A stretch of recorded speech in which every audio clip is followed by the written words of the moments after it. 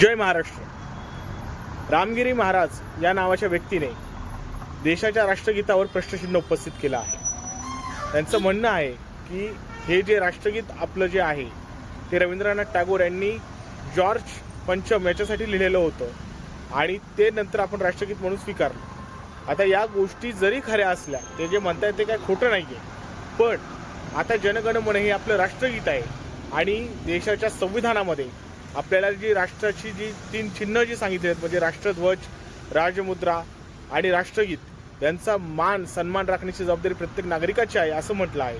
रामगिरी महाराज यांनी राष्ट्रगीताचा अपमान केला आहे, त्यामुळे आता सरकार त्यांच्यावर कुठली कारवाई करणार? हा एक प्रकारचा राष्ट्रद्रोहच आहे।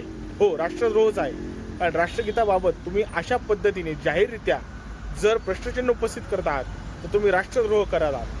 नितेश राणेंनी मागे रामगिरी महाराज यांची खूप बाजू घेतली होती। आज नितेश राणे काय म्हणतील? राष्ट्रगीताबद्दल अशा पद्धतीने प्रश्नचिन्ह उपस्थित करून राष्ट्रगीताचा अपमान करण्याचं महापाप रामगिरी महाराज यांनी केलेलं आहे। नुसते भगवे कपडे घातले म्हणून आपण संत होत नाही, तर आपली विचारसरणी मुळात संतासारखी असावी लागते, एवढंच मात्र नक्की। जय महाराष्ट्र।